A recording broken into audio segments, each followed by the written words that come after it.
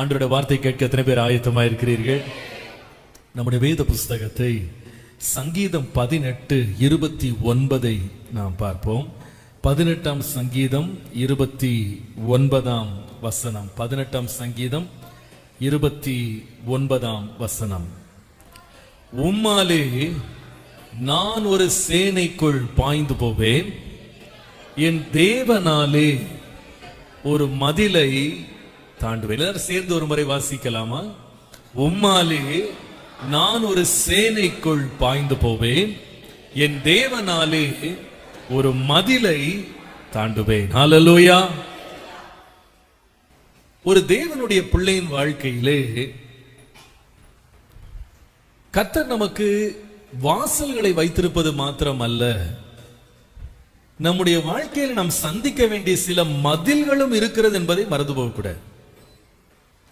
நீங்கள் வேதத்தை உன்னிப்பாய் வாசிப்பீர்களானால் 2 விதமான மதில்கள் இருக்கிறது என்பதை நீங்க பார்க்கலாம். ஒரு வகையான மதில் என்னவென்றால், கர்த்தரே ஒரு மனிதனுக்காக தன்னுடைய பிள்ளைகளுக்காக எழுப்புகிற மதில்கள். தேவனே நமக்காக மதில்களை எழுப்புகிறவராய் இருக்கிறார். இந்த மதில்கள் எப்படிப்பட்டது? நீங்கள் ஏசாயா தீர்க்கதரிசன புஸ்தகம் 5ஆம் அதிகாரம் முதல் 2 வசனங்களை நீங்கள் வாசிப்பீர்களானால், இப்பொழுது நான் என் நேசரிடத்தில் அவருடைய திராட்சை தோட்டத்தை குறித்து என் நேசருக்கேற்ற ஒரு பாட்டை பாடுவேன். என் நேசருக்கு மகா செழிப்பான மேட்டிலே ஒரு திராட்சை தோட்டம் உண்டு, அவர் அதை வேலி அடைத்து.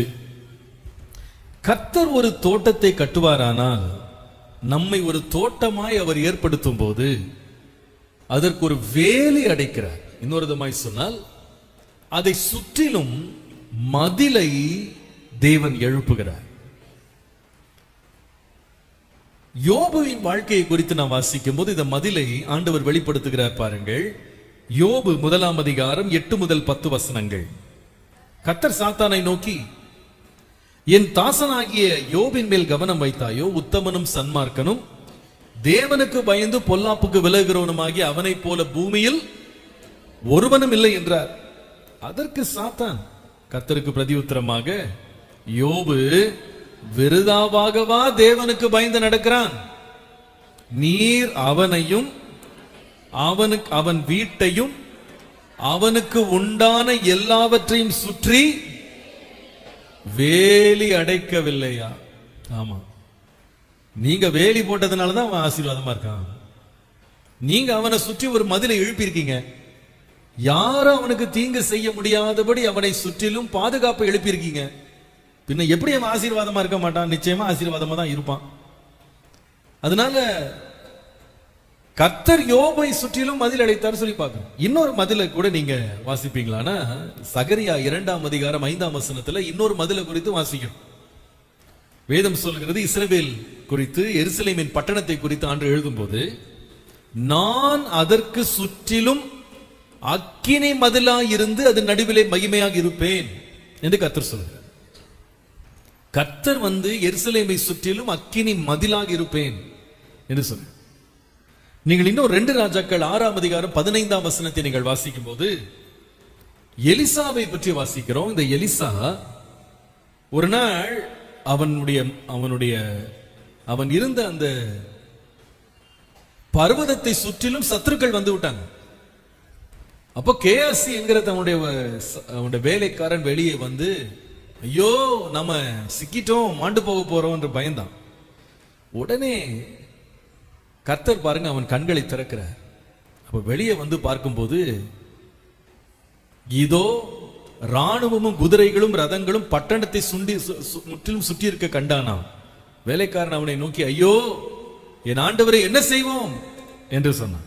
17ஆம் வசனத்தில் வாசிப்பீங்களானா, எலிசா கர்த்தரை நோக்கி விண்ணப்பம் பண்றார். கர்த்தாவே, இவன் பார்க்கும்படி இவன் கண்களை திறந்தருளும் என்றார். உடனே கர்த்தர் அந்த வேலைக்காரன் கண்களை திறந்தார். இதோ எலிசாவை சுற்றிலும் அக்கினி மயமான குதிரைகளாலும் ரதங்களாலும் அந்த மலை நிறைந்திருக்கிறதை அவன் கண்டான். நாம பார்க்க முடியாம இருக்கலாம், ஆனா கர்த்தர் நம்மை சுற்றிலும் வேலி அடைத்திருக்கிறார். இன்றைக்கு நாமும் நம்முடைய குடும்பமும் நாம் செய்கிற ஊழியங்களும் பாதுகாக்கப்படுவது ஏன் என்று கேட்டா, கர்த்தரே நமக்கு மதிலாக இருக்கிறார். கர்த்தர் நம்மை சுற்றிலும் வேலி அடைத்திருக்கிறார். நமக்கு விரோதமாய் எத்தனையோ ஆயுதங்கள் உருவாக்கப்பட்டாலும் அவைகள் வாய்க்காமல் போனதற்கு காரணம் என்ன? நாம் இன்றைக்கு தப்பி பிழைத்திருப்பதற்கான காரணம் என்ன? இன்றைக்கும் நாம் மாண்டு போகாமல் இருப்பதற்கு காரணம் என்ன? நம்முடைய சாமர்த்தியம் அல்ல, நம்முடைய புத்தி அல்ல, நம்முடைய ஞானம் அல்ல. இந்த சத்துருக்களின் சேனைகள் நம்மை மேற்கொள்ளாதபடி கர்த்தர் நமக்கு மதிலாக இருக்கிறார். நம்மை சுற்றிலும் வேலி அடைத்து நம்மை தேவன் பாதுகாக்கிறார். எத்தனை பேர் இந்த காலைல உணர்றீங்க, என்னை சுற்றிலும் ஆண்டவர் மதிலை எழுப்பி இருக்கிறார்? ஹல்லேலூயா! என் கண்ணால் பார்க்க முடியாத ஒரு பாதுகாப்பை கர்த்தர் என்னை சுற்றிலும் வைத்திருக்கிறார். இதுவரைக்கும் காத்தார், இனிமேலும் கர்த்தர் காப்பார். ஹல்லேலூயா!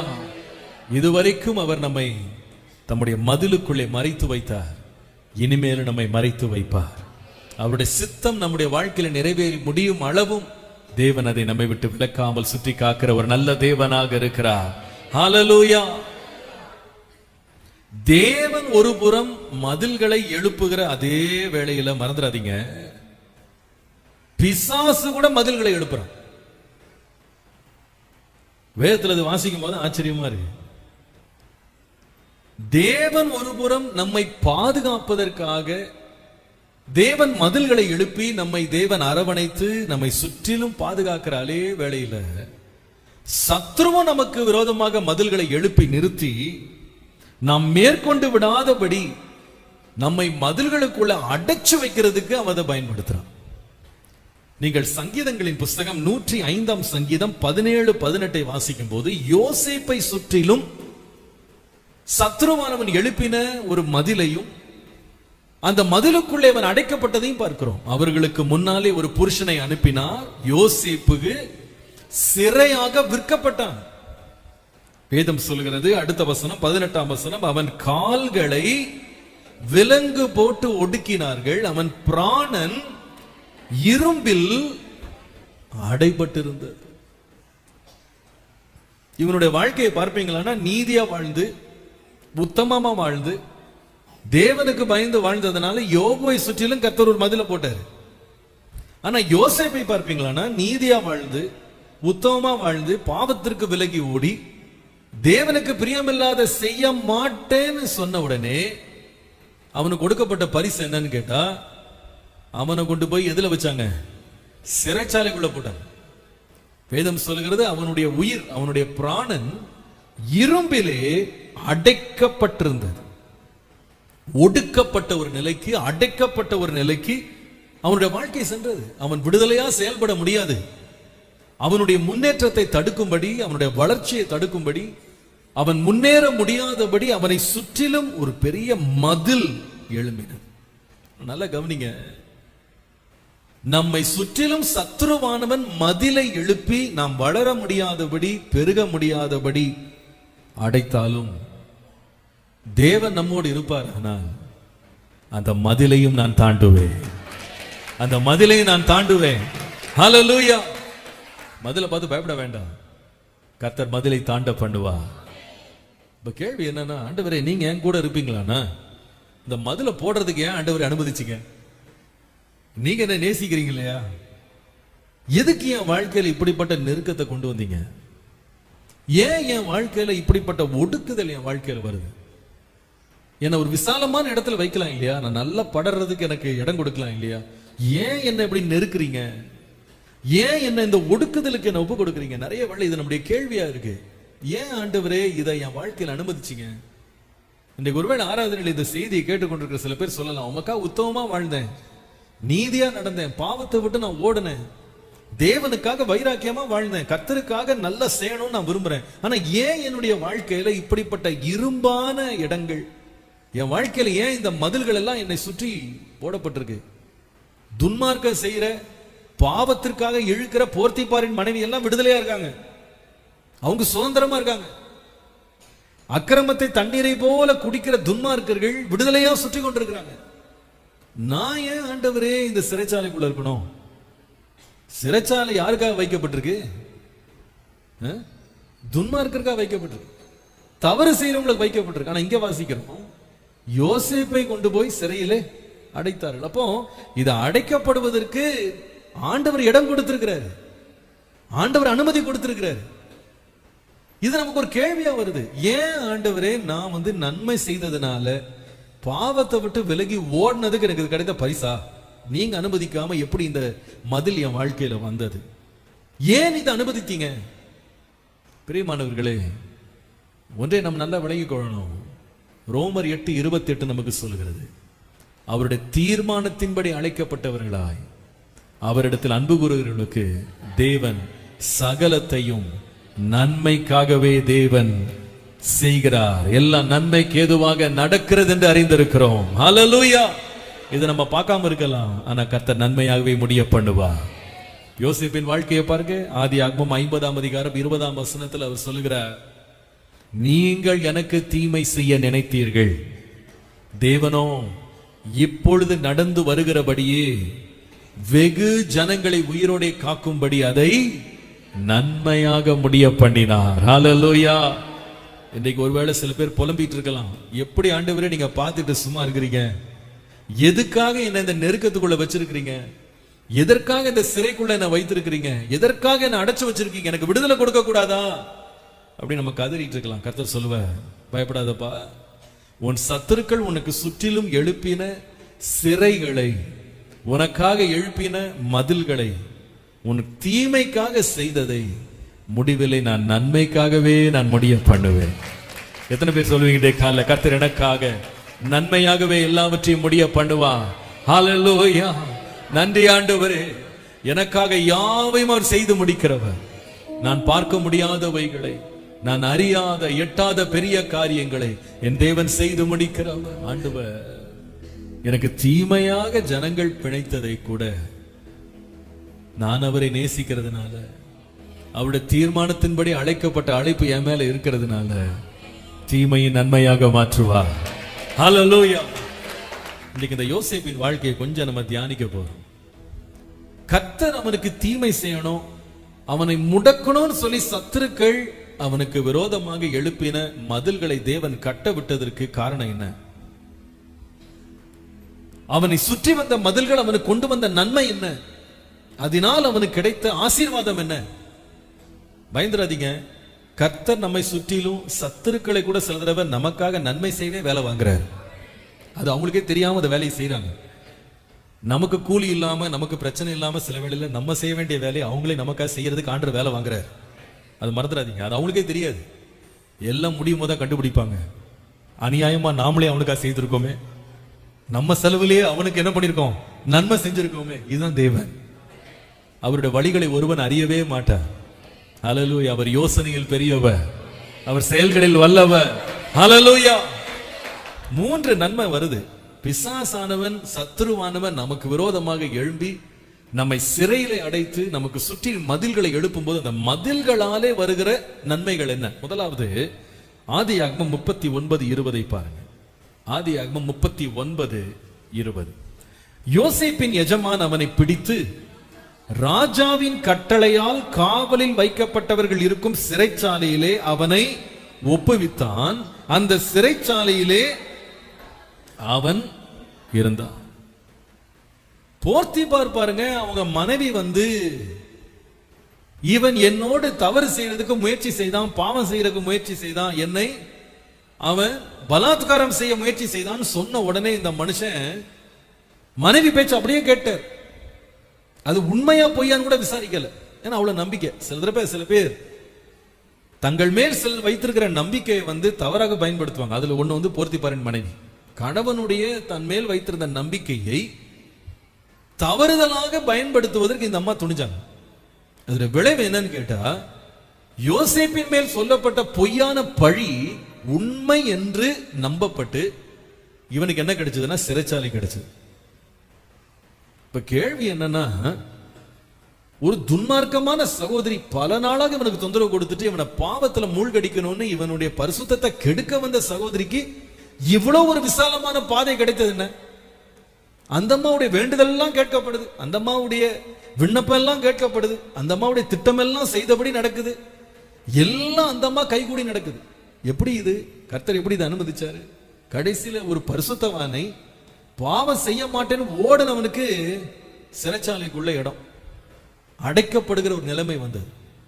இதற்கு முன்பாக இவனுடைய நிலைமை என்னன்னு பாருங்களேன். நீங்கள் 17ஆம் வசனத்திலிருந்து வாசிப்பீங்களா? அதே 39:17 இருந்து வாசித்தா, நீர் நம்மிடத்தில் கொண்டு வந்த எபிரேய வேலைக்காரன் சரசம் பண்ணும்படிக்கு என்னிடத்தில் வந்தான். அப்பொழுது நான் சத்தமிட்டு கூப்பிட்டேன். அவன் தன் வஸ்திரத்தை என்னிடத்தில் விட்டு வெளியே என்ன பண்ணான்? ஓடி போனான் என்று போடு. இங்க ஒரு பிரச்சனை இருக்குங்க.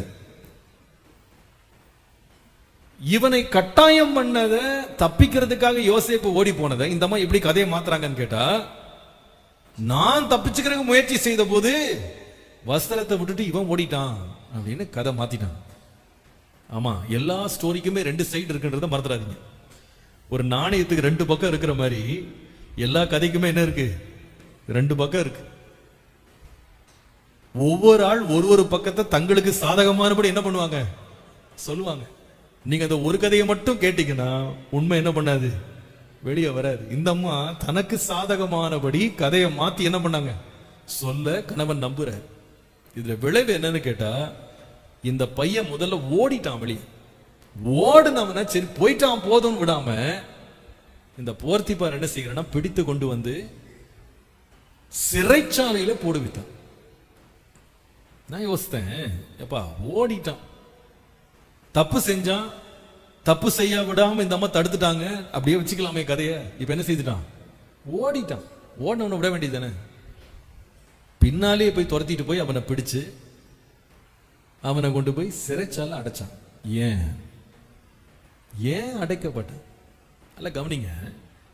முதலாவது தேவன் இந்த யோசேப்பை சத்துருக்களுடைய இஷ்டத்திற்கு ஒப்பு கொடுத்து சிறையில அடைத்ததற்கு முதல் காரணம் என்ன தெரியுமா?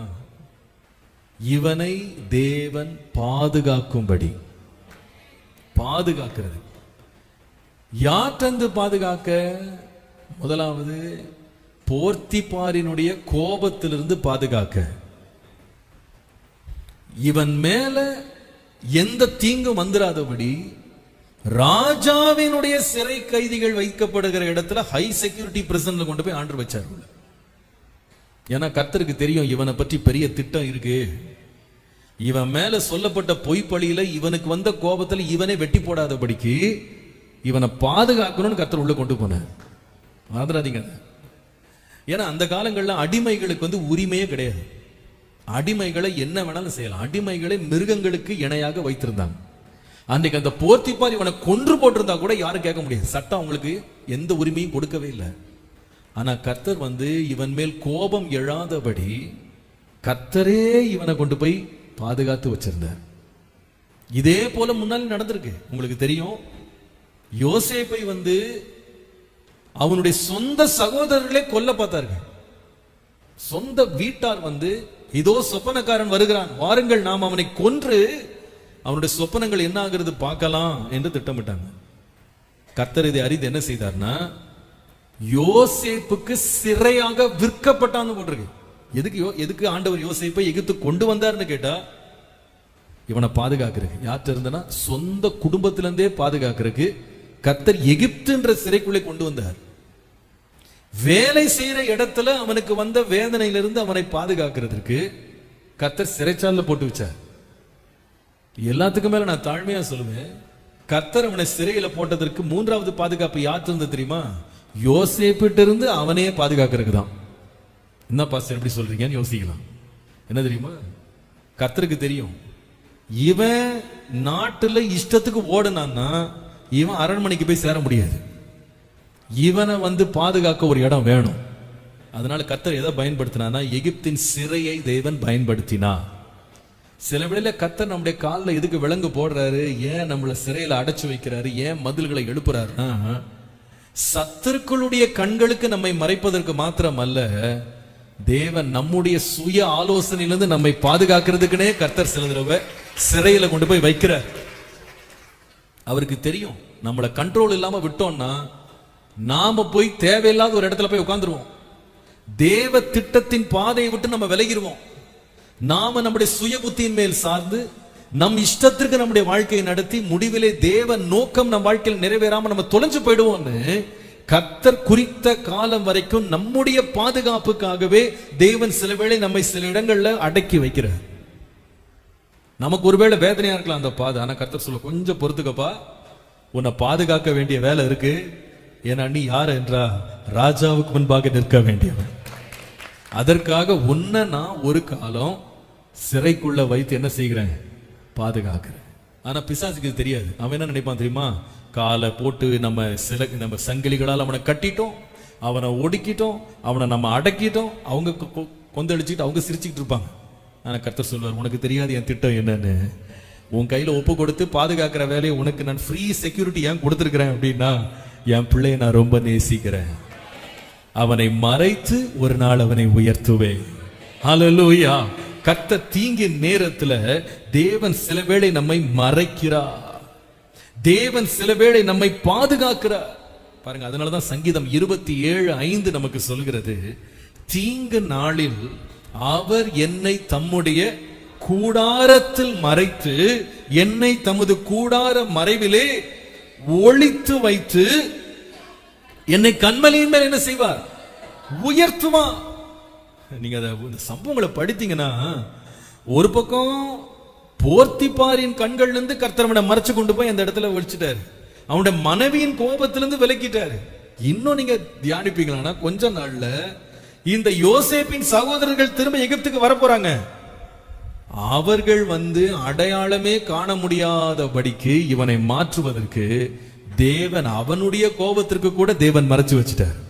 இது யாருடைய சிறைச்சாலைனா சாதாரண சிறைச்சாலை, ராஜாவினுடைய சிறை கைதிகள் வைக்கிற சிறைச்சாலை.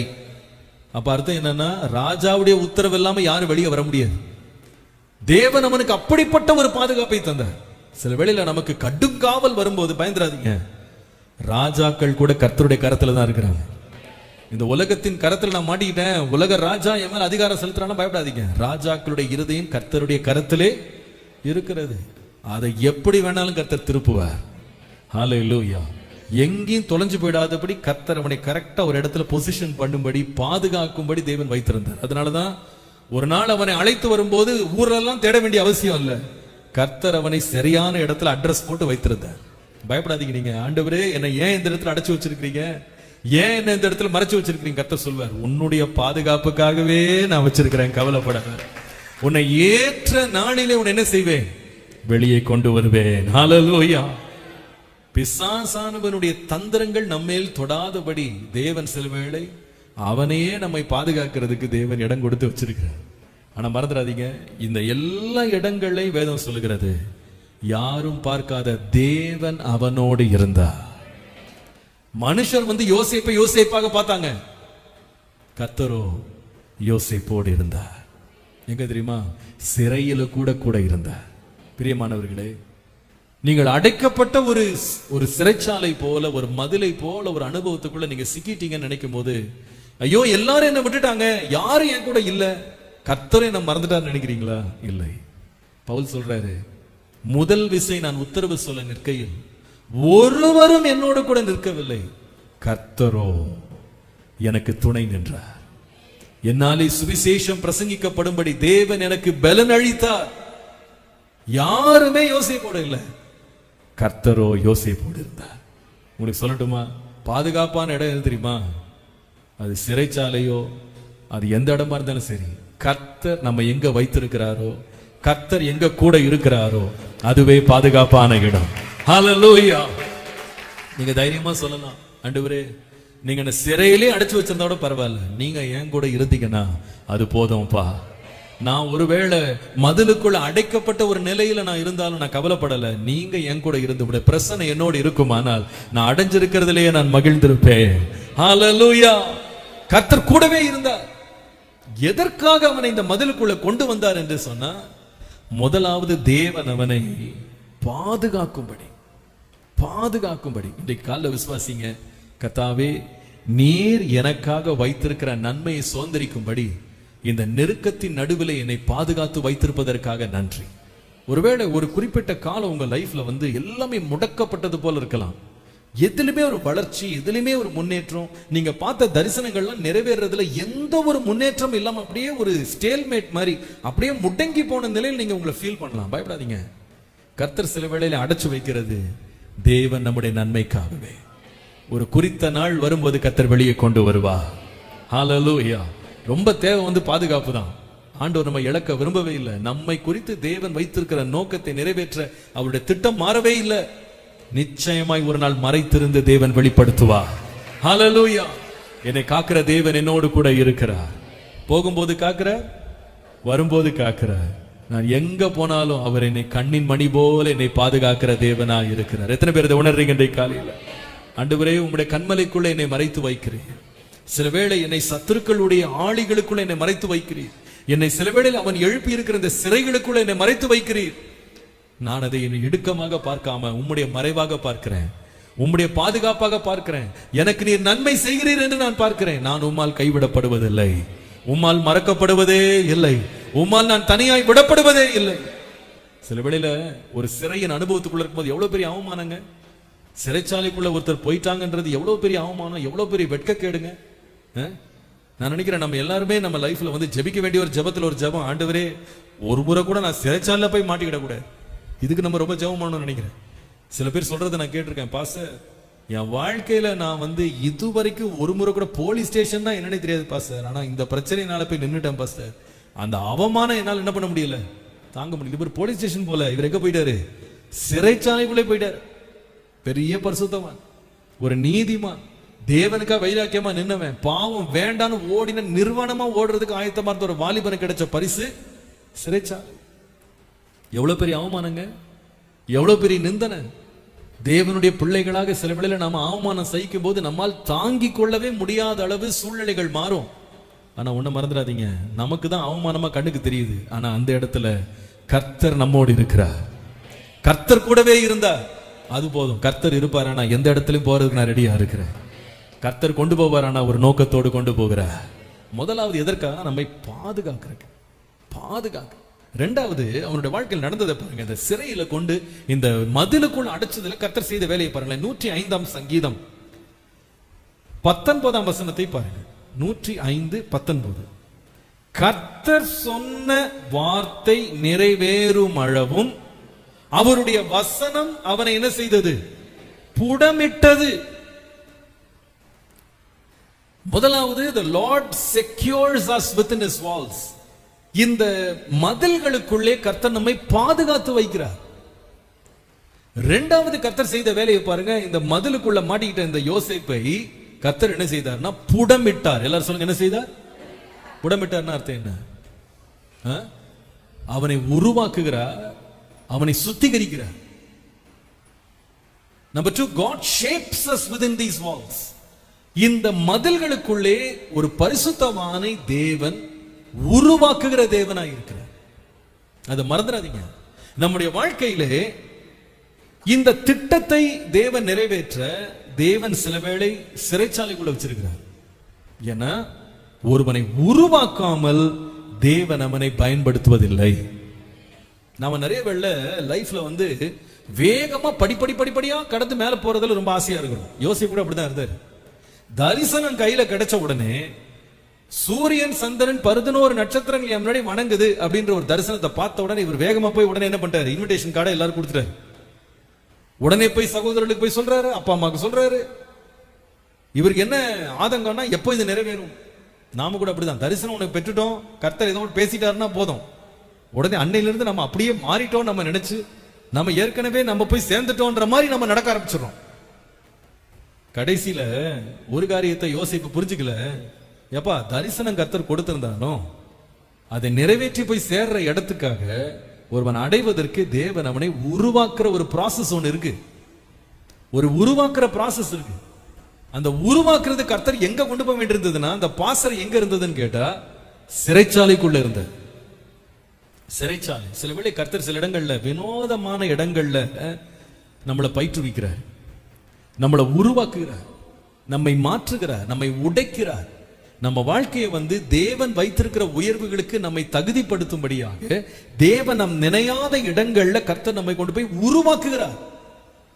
நீங்க கொஞ்சம் யோசிச்சு பாருங்க. யோசேப்பை கர்த்தருடைய வசனம் என்ன செய்தது? சொல்லுங்க. புடமிட்டது. புடமிட்டதுன்னா சுத்திகரித்தது. ஏங்க, இந்த மனுஷனுக்கு சுத்திகரிப்பு தேவையா? ஏங்க சுத்திகரிப்பு யாருக்கு தேவைன்னா இந்த போர்த்திப்பாரின் மனைவிக்கு தாங்க தேவை சுத்திகரிப்பு. சுத்திகரிப்பு கூட்டம் அந்த மாதிரி தான் வரணும், அந்த மாதிரி தான் பாவம் மன்னிப்பு பெறணும், அந்த மாதிரி தான் ரட்சிக்கப்படணும். இவன் ஏற்கனவே பாவத்தை விட்டு ஓடனவன், இவனுக்கு என்னங்க சுத்திகரிப்பு? வேதம் சொல்லுது கர்த்தருடைய வசனம் அவன் என்ன செய்தது. நமக்கு தான் பெரிய ஆதங்கமா இருக்கு. என்ன பாஸ்டர், நான் என் கையில உத்தமத்துல கழுவுறேன், நான் சுத்தமா இருக்கேன், நான் பரிசுத்தமா வாழ்றதுக்கு நான் வைராக்கியமா வாழ்றேன், என்னதான் குத்துற மாதிரி வசனம் வந்துகிட்டே இருக்கு பாஸ்டர். நான் தான் அழுது அழுது அழுது ஆண்டுக்கு திரும்ப திரும்ப திரும்ப ஒப்பு கொடுக்குறேன். இந்த பக்கத்துல ஒருத்தர் உட்கார்ந்துருக்காரு, அவர் கொஞ்சம் கூட அசையவே மாட்டேங்கிறார். ஆனா பண்ற எல்லா பொல்லாப்பும் யார் தான் பண்றா? அவர் தான் பண்றாரு. அவருக்கு எந்த வார்த்தையும் வர மாட்டேங்குது. என்ன புடமிடுதல்? இந்த யோசனை பார்த்தா ஒரு நாள், ஏங்க நீ பாவமே செய்யாத மனுஷனுக்கு என்னங்க புடமிடுதல்? ஏங்க நம்ம வீட்டுல அழுக்கான பாத்திரத்தை கழுவோம், சுத்தமா இருக்கிற பாத்திரத்தை திரும்ப திரும்ப ஒரு ஆள் கழுவுறாருன்னா என்னங்க பிரச்சனை? உங்களுக்கு தெரியுமா அப்படி ஒரு வியாதியே ஒண்ணு இருக்கு தெரியுமா? ஒரு வியாதியே ஒண்ணு இருக்கு.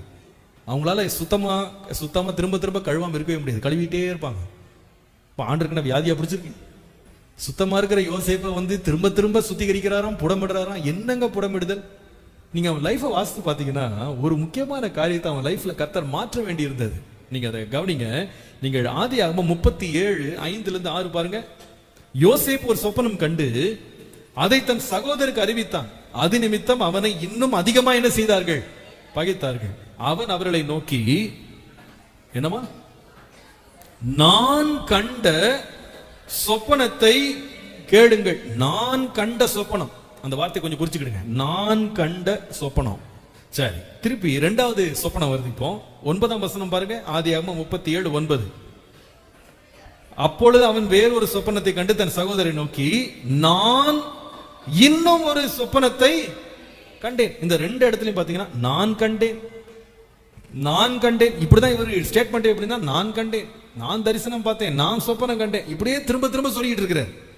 ஆனா நீங்கள் ஆதியாகமம் 40ஆம் அதிகாரம் 8ஆம் வசனத்துக்கு வந்தீங்கன்னா, இப்ப இவர் எங்க இருக்கிறாருன்னா சிறைச்சாலைக்குள்ள இருக்கிறார். சிறைச்சாலை அனுபவத்துக்குள்ள போன உடனே இப்ப பாருங்க அவருடைய வார்த்தை எப்படி மாறுது பாருங்க. அவர்கள் யாரு? இந்த 2 மந்திரிகள் இருக்காங்க பாருங்க. அவங்க சொல்றாங்க, சொப்பனம் கண்டோம், அதற்கு அர்த்தம் சொல்லுகிறவன் ஒருவனும் இல்லை என்றார்கள். அதற்கு யோசேப்பு, சொப்பனத்திற்கு அர்த்தம் சொல்லுதல், இதுதான் முதல் முறை அவர் லைஃப்ல தேவன்ற வார்த்தை யூஸ் பண்ணாரு. இது வரைக்கும் தேவன்ற வார்த்தை அவர் பிக்சர்லயே இல்ல. ஆனா சிறைச்சாலைக்குள்ள போய் வசனம் அவரை புடமிட்ட உடனே நான் கண்டேன், நான் கண்டேன், நான் கண்டேன் சொன்ன மனுஷன் வாயில என்ன வந்தது? இப்போ தேவன், சொப்பனத்துக்கு அர்த்தம் சொல்லுதல் தேவனுக்குரியது அல்லவா? 41ஆம் அதிகாரம் பாருங்க, 16ஆம் வசனத்தில் இப்ப பார்வோன் முன்னாடி போய் நிக்கிறார். இப்ப அவர் வாயில இருந்து ஒரு வார்த்தையை பாருங்க. அப்பொழுது யோசிப்பு பார்வோனுக்கு பிரதியுத்தரமாக, நான் அல்ல, தேவனே பார்வோனுக்கு மங்களமான உத்தரவு அருளி செய்வார். தேவன் தாம் செய்ய போகிறதை பார்வோனுக்கு காண்பித்திருக்கிறார். 32ஆம் வசனம் பாருங்க, 41ஆம் அதிகாரம் 32ஆம் வசனம். இந்த காரியம் தேவனால் நியமிக்கப்பட்டிருக்கிறது என்பதையும் தேவன் இதை சீக்கிரத்தில் செய்வார் என்பதையும் குறிக்கும் பொருட்டு இந்த சொப்பனம் பார்வோனுக்கு ரட்டித்தது. ரட்டித்தது. எப்படி மாற்றம் வந்துச்சு பாருங்க. சிறைச்சாலைக்குள்ள போனவனே பேச்சே மாறி போச்சு. இதுவரைக்கும் நான் கண்டேன், நான் கண்டேன், நான் கண்டேன், கேளுங்கள். இப்போ நான் கண்டேன்னே சொல்ல முடியும். யார் கண்டா கூட அதெல்லாம் தேவனுடையதுப்பா. கர்த்தர் தான் என்ன பண்ணியிருக்கிறார்? உனக்கு சொப்பனத்தை வெளிப்படுத்தி இருக்கிறார். ஆமா, சில தடவை கர்த்தர் நம்மளை சிறைச்சாலையில கொண்டு அடிச்சு உள்ள புளியும் போது இது வரைக்கும் நான் நான் நான் சொன்ன சாட்சியெல்லாம் எப்படி மாறிடும்? கர்த்தரே எனக்காக செய்து முடித்தார். நம்முடைய கவனத்தை கர்த்தர் பக்கம் திருப்புறதுக்குனே சில தடவை கர்த்தர் என்ன பண்றாருன்னா சிறையில கொண்டு போய் வைக்கிறார். சில தடவை பாதைகளை முடக்கிறார். முடக்கிட்டு என்ன சொல்ல வைக்கிறார் தெரியுமா? இனிமே உன் வாயில நான் வரவே கூடாது. உனக்கானாலும் சரி, மற்றவங்களுக்கானாலும் சரி, ஒரே ஒரு வார்த்தை தான், கர்த்தர் எனக்காக யாவையும் செய்து முடித்தார். தேவனை அன்றி வேற ஒருவருமே இத செய்யல. சொப்பனங்களுக்கு அர்த்தம் சொல்றதே கர்த்தருடையதுதான். ஏனென்றா கர்த்தர் தன்னுடைய மகிமையை வேற யாருக்குமே கொடுக்கவே மாட்டார்.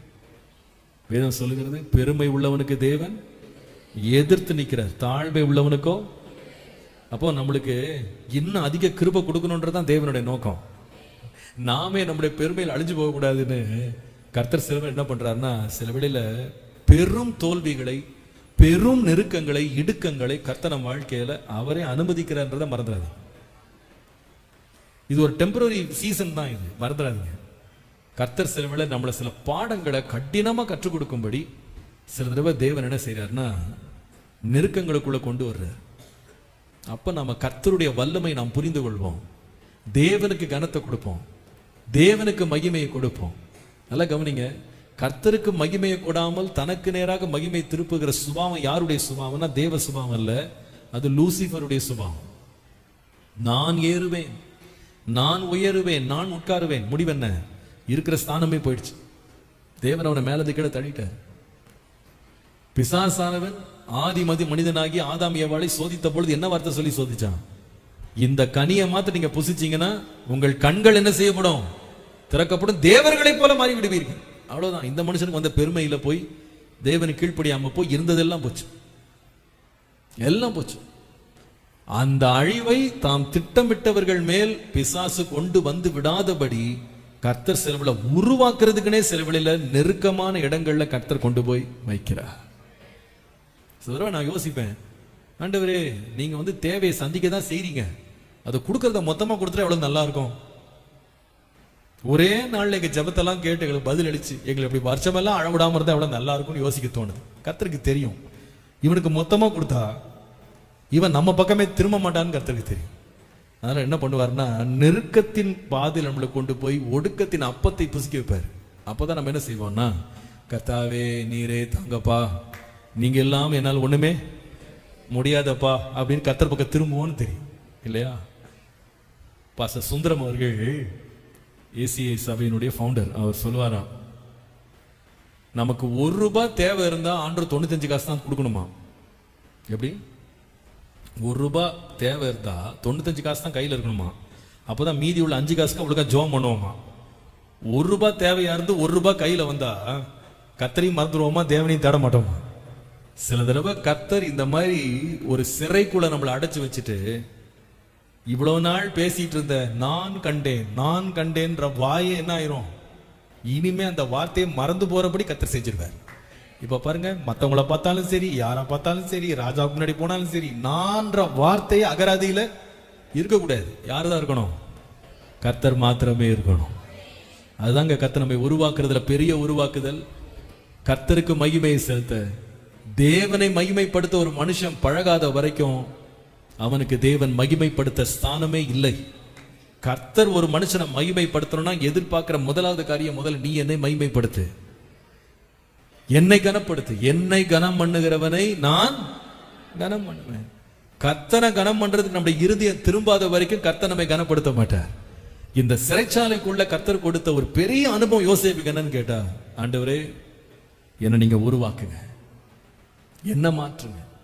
சில வேளை நம்முடைய வாழ்க்கையில நம்முடைய உபத்திரவத்தின் காலத்துல தான் பாருங்க நம்ம கர்த்தரண்டை ரொம்ப நெருங்கி சேர்றது. கர்த்தர் நிறைய முறை அந்த உபத்திரவங்களை பயன்படுத்தி இருக்கிறார். அந்த உபத்திரவத்தின் குகையில கர்த்தர் நம்மை தெரிந்து கொள்ளுகிறார். உபத்திரவத்தின் குகையில தேவன் நம்மை உருவாக்குகிறார், நம்மை சுத்திகரிக்கிறார். நம்ம அந்த பாடுகள் வழியாகவே நம்மை பரிசுத்தப்படுத்த தேவன் அதை பயன்படுத்துகிறார். அதனால நீங்க எந்த பாடு வந்தாலும் பிரச்சனை வந்தாலும் சோர்ந்து போகாதீங்க. ஏனென்றால் அந்த பாடுகளையே தேவன் நம்மை சுத்திகரிக்கிற தேவன் தூதனாகவே பயன்படுத்துறார். நான் நினைக்கிறேன், வெளியே இந்த யோசேப்பு வெளியே வந்திருக்கும் போது அவர் இந்த போர்த்திபாருக்கு ரொம்ப நன்றி சொல்லியிருப்பார் நினைக்கிறேன். ரொம்ப நன்றிப்பா, நீ போய் என்ன உள்ள போட போய் நான் வேறு மனுஷனா மாறி வந்திருக்கேன். நேரா நானு உங்க வீட்டுல இருந்து ராஜா வீட்டுக்கு போயிருந்தேன்னா என் பெருமையிலே நான் என்ன செஞ்சிருப்பேன், அழிஞ்சு போயிருப்பேன். உங்ககிட்ட மாட்டினதுனால, நீ போய் என்ன சிறைச்சாலையில போட்டதுனால கர்த்தருடைய வசனம் என்னை சிறைச்சாலைக்குள்ள புடமிடுறதுக்கு ஆண்டவர் இடம் கொடுத்தார். இப்ப என்ன முடிவுன்னு கேட்டா, என் வாயில அவருடைய மகிமை, அவருடைய துதி, அவருடைய கனம், அவருடைய ஸ்தோத்திரத்தை தவிர வேறு ஒன்று என் வாய் அறியவே இல்லை. எல்லா மகிமையும் கர்த்தருக்கு. கர்த்தர் ஒரு மனிதனை சத்துருவை எழுப்புகிற மதில்களுக்குள்ள கொஞ்ச காலம் அடைக்கிறார். ஏன் அடைக்கிறார் அப்படின்னு கேட்டா, முதலாவது சொன்னேன், அவனை பாதுகாக்க, அவனுக்கு விரோதமாய் சத்துருக்களுடைய கணைகள் பட்டுவிடாதபடி ஒரு சில காலம் கர்த்தர் சிறையிருப்புல வைக்கிறார். அவனை பாதுகாக்க, ஜீவனை பாதுகாக்க கர்த்தர் அவனை மறைக்கிறார். இரண்டாவது, அவனை அந்த இடத்துல உருவாக்கும்படி கர்த்தர் அவனை மறைக்கிறார். நீ உருவாகணும்பா, உனக்குள்ள இருக்கிற கேடெல்லாம் விலகி நீ உருவாகணும், தேவனுக்கு மகிமையாய் நீ எழும்பும்படி உருவாகணும். கடைசியா நான் சொல்லுவேன், எதற்காக தெரியுமா சில தடவை மறைக்கிறாரு? நீங்கள் ஆதியாகமம் 49:22 வாசித்து பாருங்க. யோசேப்பு கனிதரும் செடி, அவன் நீரூற்றண்டையில் உள்ள கனிதரும் செடி, அதன் கொடிகள் சுவரின் மேல் படரும். அதன் கொடிகள் சுவரின் மேல் படரும். நல்ல கவனிங்க, கர்த்தர் இந்த யோசேப்பை எப்படி வர்ணிக்கிறார் பாருங்களேன். இந்த யோசேப்பு வந்து மரம் அல்ல. இந்த யோசேப்பு யார் என்றால் ஒரு திராட்சை செடி. எல்லாம் சொல்லுங்க, என்னது? எத்தனை பேர் திராட்சை செடி உங்க வாழ்க்கையில பார்த்திருக்கீங்க? சரி, பார்க்கலன்னா பரவாயில்ல, ஒன்றும் தப்பெல்லாம் கிடையாது. இந்த திராட்சை செடின்றது வந்து மரம் கிடையாது, இது ஒரு கொடி. இந்த திராட்சை செடி வளர்ந்து கனி கொடுக்க வேண்டுமானா இதுக்கு என்ன தேவைன்னு சொன்னா, இதுக்கு ஒரு சப்போர்ட் தேவை. இதுக்கு ஒரு கட்டையோ, ஒரு உயர்ந்த விதமா ஒரு நல்ல கட்டியான ஒரு கட்டை ஏதாவது இருந்தாதான் அது மேல இது என்ன செய்யும்? படரும். இப்ப நடக்கிற வேலையை பாருங்க. யோசேப்பு கனிதர செடி தான். ஆனா அந்த கனிதர செடி கனி கொடுக்க வேண்டுமானா இதுக்கு ஒரு சுவர் தேவை. இந்த சுவர் இருந்தாதான் இந்த செடி என்ன செய்யும்? படர்ந்து போகும், அப்பதான் கனி கொடுக்கும். கர்த்தர் ஒரு மனிதனை எதற்காக சிறைக்குள்ள, அவனை சுவருக்குள்ள அடைக்கிறார்னு கேட்டா, கர்த்தர் இந்த சுவரை வைத்தே தேவன் அவனை படரச் செய்வா. நல்ல கவனிங்க, தேவன் எதற்காக என்னை மதிலுக்குள்ள வைக்கிறார்னா, இந்த மதில் என்னை பாதுகாக்கும்படி, டு செக்யூர் மீ. இந்த மதில் எதற்காக என்றால், இரண்டாவது டு ஷேப் மீ, என்னை உருவாக்கும்படி. மூன்றாவது, இந்த மதில் எதற்காகனா என்னை படரச் செய்யும்படி, டு மேக் மீ ஸ்ப்ரெட். என்னை படர செய்யறதற்குனே கர்த்தர் மதில்களை வைக்கிறார். நல்ல கவனிங்க, இந்த மதில்கள் சாதாரண மதில் கிடையாது. நீங்கள் அடுத்த வசனம் வாசிப்பீங்களானா 23ஆம் வசனத்துல இந்த மதில் எப்படிப்பட்ட மதிலா இருந்ததுன்னு சொன்னா, வில் வீரர் அவனை மனம் அடிவாக்கி அவன் மேல் எய்து அவனை என்ன செய்தாங்க? பகைத்தாங்க. அப்போ இந்த மதில் வந்து அவனுக்கு ஆதரவான மதில் கிடையாது, அவனை எதிர்த்து வந்த மதில், அவனுக்கு போராட்டத்தையும் பிரச்சனையும் கொடுத்த மதில். வேதம் சொல்கிறது, ஆனாலும் அவன் வில் உறுதியாய் நின்றது, அவன் புயங்கள் யாக்கோபுடைய வல்லவரின் கரங்களால் பலத்தன, இதனால் அவன் மெய்ப்பனும் இஸ்ரவேலுக்கு கண்மலையுமாகவே மாறிட்டான். இந்த மதில் மட்டும் அவன் லைஃப்ல இல்ல அப்படின்னா யோசேப்பு படர்ந்திருக்கவே மாட்டான். கொஞ்சம் யோசிச்சு பாருங்களேன். இந்த மதிலாக நின்றவங்க முதல்ல யாருன்னு கேட்டா அவனுடைய சொந்த வீட்டார். ஒருவேளை அவன் சொந்த வீட்டார் மட்டும் அவனுடைய தரிசனத்தை அப்படியே விசுவாசிச்சு உடனே அவன் முன்னாடி வணங்கி இருந்தாங்க வச்சுக்கிடுங்களேன், இவன் வாழ்க்கை எவ்வளவு ஆசீர்வாதமா போயிருக்குமா? கர்த்தர்கிட்ட பேசிட்டாரப்பா, சூரியன் சந்திரன் வணங்குமா, 11 நட்சத்திரம் வணங்குமா, நாங்கெல்லாம் வணங்குறோம் வணங்கி இருந்தா இவர் காணாத விட்டு வெளியே வந்திருக்க மாட்டார். டெய்லி இவங்க வணங்குறதும் போறதும் வந்த பசி பட்டினில யாரும் தப்பிச்சிருக்க முடியாது. ஆனா சுத்தி வணங்குறோம் அப்படின்னு தரிசனத்தில் இருக்கிறவங்க யாருமே வணங்கலை, எல்லாம் எழுத்து நின்னாங்க, எல்லாம் மதில நின்னாங்க. ஓ, எங்களை நீ ஆள போகிறாயா, எங்கள் மேல் துரைத்தனம் பண்ணுவாயா, மதில் மாதிரி எதிர்த்து நின்னாங்க. கர்த்தர் ஒருவேளை அவனை கொண்டு போய் இந்த போர்த்திபார் வீடை கொஞ்சம் யோசித்து பாருங்களேன். அந்த வீடு மாத்திரம் இவனுக்கு ரொம்ப சாதுரியமாக, சௌகரியமாக, எல்லாம் வசதியாக இவரை வந்து பாராட்டி சீராட்டி அப்படியே கொஞ்சம் வச்சிருந்தா இவர் மேல எழும்பியிருக்கவே மாட்டார். இவருடைய நிலைமை எப்படி வந்துச்சு பாருங்க. ஒரு குறிப்பிட்ட காலத்துல பார்த்தா அந்த போர்த்திபார் வந்து தன்னுடைய மேஜையிலே வைக்கப்பட்ட அப்பத்தை தவிர வேற எதை பற்றியுமே கவலைப்படலையா, அத்தனை யோசேப்பின் கைவசம் கொடுத்துட்டானா. இதே மாதிரி லைஃப் போயிருந்தா இவர் எங்க போயிருக்க மாட்டாரு? தேசத்துக்கு ஆசீர்வாதமா மாறி இருக்க மாட்டாரு. ஆனா அங்க என்ன எழுந்துச்சுன்னா மதில் எழுந்துச்சு. கொஞ்சம் யோசிச்சு பாருங்க. இவரை சிறைச்சாலைக்குள்ள போட்டாங்க. அந்த சிறைச்சாலையில வந்து அந்த சிறைச்சாலை தலைமுறை தயவு கிடைக்கிறது. ஆனா இந்த தயவிலே அவன் தொடர்ந்து இருந்தான்னு வச்சுக்கிடுங்களேன், இவன் காலகாலமா எங்க தான் இருந்திருக்கணும்? சிறையில தான் இருந்திருக்கணும். ஆனா அந்த இடத்துல வேதம் சொல்லுது, அவன் நன்மை செய்ய போன மக்கள் அவனை மறந்து போனாங்க. ஒரு பக்கம் எதிர்த்த கூட்டம், ஒரு பக்கம் பழி சுமத்தின கூட்டம், ஒரு பக்கம் மறந்து போன கூட்டம். ஆனா இதெல்லாம் முடிஞ்சு வெளியே வரும்போது ஒரு தேங்க்ஸ் கிவிங் மீட்டிங் மாத்திரம் ஒருவேளை யோசேப்பு நடத்தியிருந்தார்னா அவர் முதல்ல யாருக்கு நன்றி உரை சொல்லியிருப்பார்னா, என்னை வெறுத்த என்னுடைய அப்பா அம்மா, என்னுடைய சகோதரர்கள், என்னை காசுக்காக விற்று போட்ட என் எல்லா சகோதரர்களுக்கும் வாழ்த்தி வணங்குகிறேன், நன்றி சொல்லுகிறேன். பாஸ்டர் கூட அறிவிச்சாங்க 20ஆம் வருஷம் நன்றி அறிதல் கூட்டம் அப்படின்னு சொன்னாங்க. அது போல யோசேப்புக்கு 30 வயதுல அவர் வந்து நன்றி கூட்டம் சொல்லும் போது இப்படி சொல்லியிருப்பார், எனக்கு விரோதமா எழும்பின எல்லா சகோதரர்களுக்காக ரொம்ப ரொம்ப நன்றி. நீங்க மட்டும் என்ன வெறுக்காம என்ன ஊரை விட்டு துரத்தாம இருந்திருந்தா நான் ஃப்ரீ பாஸா, நான் ஃப்ரீ விசா இல்லாம டிக்கெட்டுக்கே செலவு பண்ணாம நான் எகிப்துக்கு வந்து சேர்ந்திருக்கவே மாட்டேன். அதனால முதல் கண் வணக்கத்தை, நன்றியை யாருக்கு தெரிவிக்கிறேன்? என் 11 சகோதரருக்கும். முதல்ல அங்கதான் பதில் ஆரம்பிச்சு. அடுத்தது யாருக்கு நன்றி உரைனா, இந்த போர்த்திபாரின் மனைவிக்கு special thanks, vote of thanks. எதுக்கு? நான் செய்யாத பாவத்தை செஞ்சேன்னு சொல்லி உன் புருஷனையும் நம்ப வச்சு என்னை கொண்டு போய் சிறைச்சால அனுப்பினேன் இல்லம்மா, உங்களுக்கு ரொம்ப ரொம்ப நன்றி. நீங்க இல்லைன்னா அந்த வாழ்வு எனக்கு கிடைச்சிருக்கவே கிடைச்சிருக்காது. நீங்க என் வாழ்க்கையில வந்து விளையாடினதுக்காக ரொம்ப, உங்க எல்லா பொய்க்காக, உங்க பழிக்காக உங்களுக்கு ரொம்ப நன்றி. 3வது நன்றி யாருக்குன்னா, மறந்தாம பாருங்க 2 பேர். அந்த ஒருத்தன் மறந்தாம பாருங்க, ஒரு மந்திரி பானபாத்திரக்காரன், அவனுக்கு ரொம்ப நன்றி. ஐயா, உடனே என்னை விடுவிக்காம மறந்து போனதுக்காக உங்களுக்கும் ரொம்ப ரொம்ப நன்றி. நீங்க உடனே ஞாபகம் வச்சு வெளியே விட்டுருந்தா நான் வேலைக்காக அங்கங்க அலைஞ்சு திரிஞ்சிருப்பேன். ஆனா நீங்களா மறந்து போய் என்னை ஒரு நாள் ஞாபகம் வச்சதுக்காக ரொம்ப நன்றி. இந்த மதில்கள் எல்லாம் என் வாழ்க்கையில எழும்பினதுனாலதான் நான் ராஜாவுடைய சமூகம் வரைக்கும் படர்றதுக்கு கர்த்தர் எனக்கு வழி உண்டாக்கினா. கர்த்தர் வழி உண்டாக்கினா. உங்க மதில்களை பார்த்து பயப்படாதீங்க.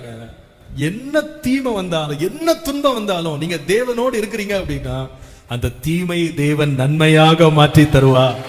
அந்த தீமையை தேவன் நன்மையாய் மாற்றி தருவார்.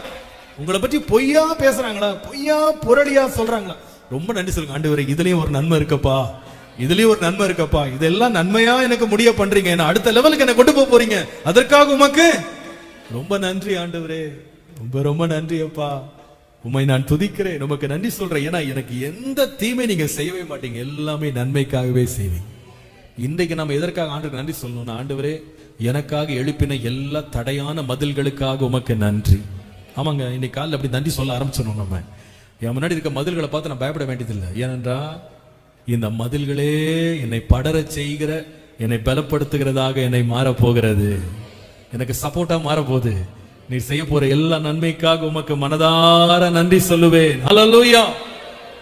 இந்த மதில்களை பற்றி ஒரு 4 உண்மைகளை உங்களுக்கு சொல்ல விரும்புறேன், எழுதிக்கிடுங்க வேகமா. முதலாவது, மதிலை பார்த்து ஏன் பயப்படக்கூடாது அப்படின்னா, முதலாவது, மதில் எவ்வளவு பெரிதாக இருந்தாலும் மதில் வளராது. சொல்லுங்க திரும்ப.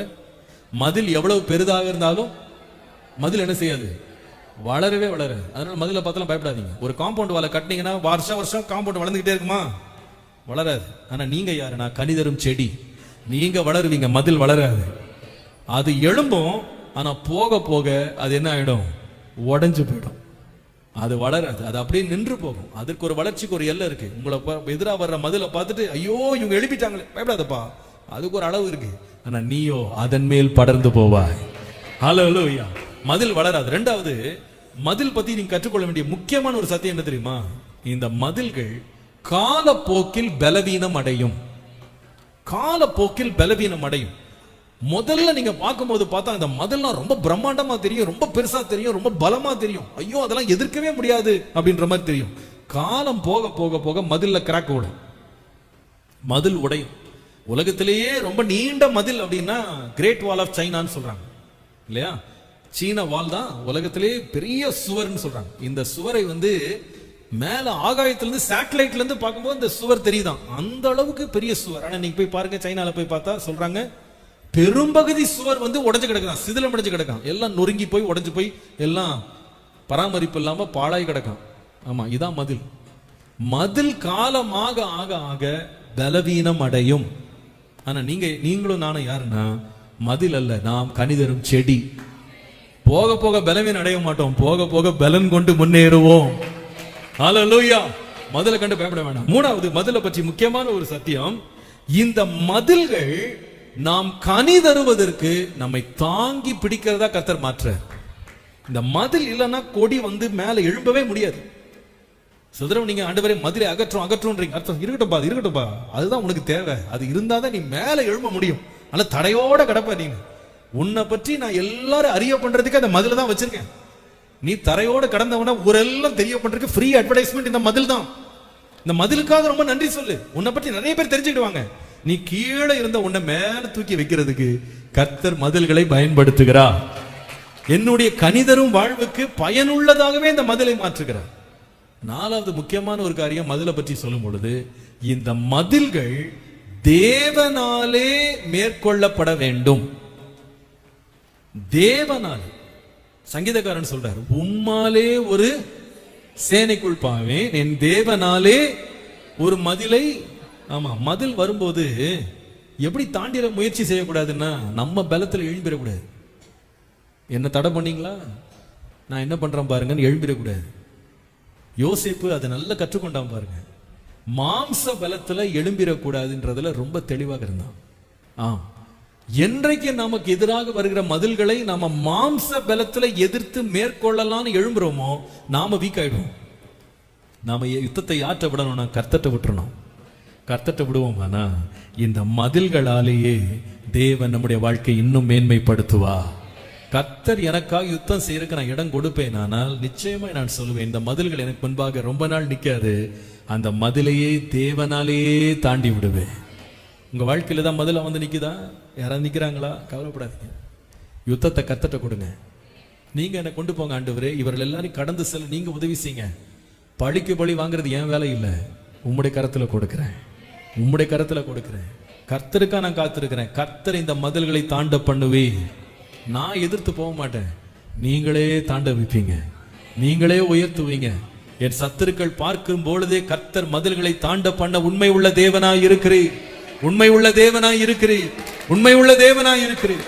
அவரால் நீங்க தாண்டுவீங்க. நிச்சயமா நான் சொல்லுகிறேன், உங்க வாழ்க்கையில் இன்றைக்கு மதில் போல சில காரியங்கள் நிக்கலாம். இந்த மதில்களுக்காக இன்றைக்கு நம்ம துக்கப்படக்கூடாது. கர்த்தருக்கு நன்றி சொல்லணும். இந்த மதில்களை என் வாழ்க்கையில கொண்டு வந்ததுக்காக நன்றி ஆண்டவரே. நீங்க என்ன பாதுகாக்கிறதுக்குன்னு மதில் எழுப்பினா பிசாசு இன்னொரு மதில் எழுப்பிட்டான். பரவாயில்ல ஆண்டவரே, நீர் அறியாம நீங்க அனுமதிக்காம ஒரு மதில் எழும்பவே முடியாது. என் வாழ்க்கையில் ஒன்றுமே சம்பவிக்க முடியாது. நீங்க அனுமதிக்காம ஒரு தீமை என் வாழ்க்கையில வரவே முடியாது. அந்த தீமை நன்மையாய் மாற்றுவதற்காகவே தீமை அனுமதிச்சுட்டு இருக்கீங்க. என்னுடைய கண்கள்ல அந்த நன்மையினால் பார்க்க முடியல. நான் தீமை தான் பார்த்துட்டு இருக்கிறேன். ஆண்டவரே, நான் ரதங்களின் குதிரைகளை பார்க்கிறேன். எனக்காக வைக்கப்பட்டிருக்கிற அக்கினி ரதங்களை நான் பார்க்கல. என் கண்களை திறந்துடணும்ப்பா. கண்களை திறப்பீரான நான் ஒன்றை கண்டுபிடிப்பேன். ஆண்டவரே, இந்த மதில்களை இத்தனை நாளா என்னை பாதுகாக்க வைக்கிறதுக்கே நீங்க கொண்டு வந்ததுக்காக நன்றி. இந்த மதில்களை நான் உருவாக்குகிற ஒரு பட்டறையாக என்னை வைத்ததுக்காக உமக்கு நன்றி ஆண்டவரே. இந்த மதில்கள் நான் படர்ந்து செல்வதற்காக நீர் பயன்படுத்தினதற்காக உமக்கு நன்றி. இந்த மதிலை பார்த்து நான் பயப்பட மாட்டேன். அவைகள் வளராது, அவைகள் பலன் கொள்ளாது. நானும் கர்த்தருக்குள்ளே பலன் கொள்ளுவேன், கர்த்தரையே சார்ந்து கொள்ளுவேன், அவரையே பிடித்துக் கொள்ளுவேன். இன்றைக்கு ஆண்டவருக்கு முன்னாடி தீர்மானிடுங்க, இந்த மதில்களை என் மாம்சத்தினால் நான் எதிர்கொள்ளவே மாட்டேன். யுத்தத்தை கர்த்தர்ட்ட கொடுப்பேன். கர்த்தர் எனக்கு ஜெயத்தை தருவா. ஹல்லேலூயா. ஆண்டவரே, உம்மாலே நான் சேனைக்குள்ளே பாய்ந்து உம்மாலே மதிலை தாண்டி கனி உள்ள வாழ்க்கையை நான் பெறப்போகிறதற்காக உமக்கு நன்றி. எத்தனை பேர் விசுவாசிக்கிறீங்க? ஆண்டவருக்கு முன்னால கரங்களை உயர்த்தி தேவருக்கு நன்றி சொல்லுங்க. ஆண்டவரே, என்னை படர செய்கிறதற்காய் நன்றி, என்னை வளர்க்கிறதற்காய் நன்றி, என்னை மேன்மைப்படுத்துகிறதற்காய் நன்றி, என்னை ஆண்டவரே நீர் இன்னும் ஆண்டவரை விஸ்தரிக்கிறதற்காய் நன்றி. ஹல்லேலூயா, நன்றி செலுத்துகிறோம். எவ்வளவு நல்ல ஆண்டவர் இல்ல. நம்முடைய வாழ்க்கையில வருகிற எல்லா தீமைகளையும் நமக்கு நன்மையாய் மாற்றுகிறார். எனக்கு ரொம்ப பிடிச்ச அந்த வசனத்தை கடைசியில, யோசேப்பு கனிதரும் செடி, அவன் நீரூற்றண்டையில் உள்ள கனிதரும் செடி, அவன் கொடிகள் சுவரின் மேல். எவ்வளவு நல்ல ஆண்டவர். நமக்கு ஆண்டவர் வைத்திருக்கிற மதில் சுவரே நம்மளை ஏறி நம்ம எல்லாருக்கும் முன்பாக தென்படுவதற்காக தான் கர்த்தர் வச்சிருக்கிறார். அதனால இன்றைக்கு ஆண்டவர் நமக்கு தீர்க்க தரிசனமாய் கர்த்தர் தெளிவாய் கர்த்தர் பேசி இருக்கிறார். நமக்கு தருகிற எல்லா துன்பங்களும் நன்மையாகவே கர்த்தர் மாற பண்ணுறார். ஹல்லேலூயா. கைகளை எல்லாரும் உயர்த்தி ஆண்டவரிடத்துல சொல்லுங்க, ஆண்டவரே, ஊழியக்காரர்கள் மூலமாய் பேசின வார்த்தைக்காக நன்றி, எனக்கு தந்திருக்கிற மதில்களுக்காக நன்றி ஆண்டவரே. சொல்லுங்க, நான் இனி கவலைப்பட மாட்டேன், இனி அதை குறித்து யோசிக்க மாட்டேன். எனக்கு முன்பாக இருக்கிற தடையான அந்த தடைகளுக்காக நன்றி அப்பா. உங்க அனுமதி இல்லாம அந்த சுவர் கட்டப்பட முடியாது. உங்க அனுமதி இல்லாம ஆண்டவர் அந்த மதில் சுவர் இல்லை. நீங்க எனக்கு ஆண்டவர் எனக்கு முன்னாடி இருக்கிற அந்த மதில் சுவர் யோசேப்புக்கு இவ்வளவு பெரிய மகிமையை கொண்டு வருமானால் இன்றைக்கு இந்த சத்தத்தை கேட்டுக்கொண்டிருக்கிற என்னுடைய வாழ்க்கையிலே இப்பொழுது எனக்கு முன்பாக இருக்கிற மதில் சுவர் எனக்கு தீமைக்கு அல்ல, நன்மையாய்த்தான் முடிய போகிறது. ஒரு நாள் அந்த மதில் பலவீனமானது என்கிறதை நான் அறிந்து கொள்ளுவேன். நான் அதை விட பலப்படுத்தி என்னை வைக்கிற கர்த்தர் நல்லவர். ஹல்லேலூயா, ஹல்லேலூயா. எல்லாரும் கண்களை மூடி, தகப்பனே கோடி நன்றி ஆண்டவரே, எங்கள் மேல் நீர் வைத்திருக்கிற அன்பிற்காக உமக்கு நன்றி அப்பா. நீர் எங்களை நேசிக்கலைன்னா எங்களோட நீங்க பேச மாட்டீங்க ஆண்டவரே. இந்த வாழ்க்கையிலேயே நீர் எங்களோட பேசுகிறது ஒரு பெரிய பாக்கியமா நாங்க நினைக்கிறோம் ஆண்டவரே, ரொம்ப பாக்கியமா நினைக்கிறோம் ஆண்டவரே. உங்களை தவிர யாருப்பா இருக்கா? சாதாரணமான சிறுமையும் எளிமையுமான எங்களை ஆண்டவரே நீர் தேடி வந்து நீர் எங்களை ஆண்டவரே நேசித்து உம்முடைய வார்த்தைகளை எங்களுக்கு தந்து அந்த வார்த்தைகளை நிலைப்படுத்துகிறதற்காக உமக்கு ஸ்தோத்திரம் ஆண்டவரே. நன்றி அப்பா. இந்த வார்த்தைகள் எங்கள் ஒவ்வொருத்தருடைய வாழ்க்கையிலையும் ஆண்டவரே அது விருட்சம் போல அப்படி வளர்ந்து கொண்டே இருக்கட்டும் ஆண்டவரே.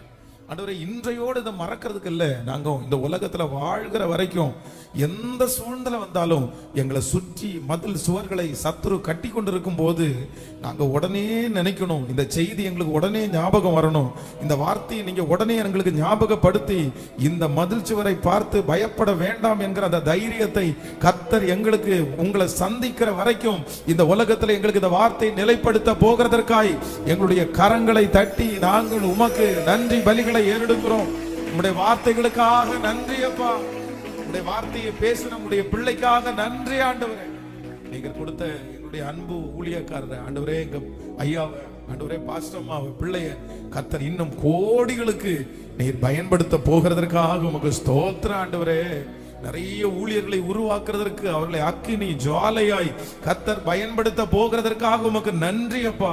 இன்றைக்கு மாலையில நடக்கிற அந்த ஸ்டூடெண்ட் மீட்டிங்ல அப்படியே வாலிப பிள்ளைங்க கர்த்தர் சமூகத்துல தங்களுடைய இருதயத்தை அப்படி கிழித்து ஒப்பு கொடுத்து ஒரு பெரிய ரட்சிப்பு ஞான ஸ்நானம் எடுக்க பலர் ஆண்டவர் ஒப்பு கொடுக்க போகிறதற்காய் இன்றைக்கு மாலை கூட்டத்தில் ஒரு பெரிய ரிவைவலை எங்களுடைய கண்களால நாங்க பார்க்க போகிறதற்காய் அந்த அசைவு உண்டாக போகிறதற்காய் நன்றி அப்பா. உடைய பிள்ளைகளை மனதார நான் ஆசீர்வதிக்கிறேன். உடைய கிருபை உடைய பிள்ளைகளை தாங்கட்டும். இயேசுவின் மூலம் ஜெபம் எடுக்கிறோம் நல்ல பிதாவே, ஆமென்.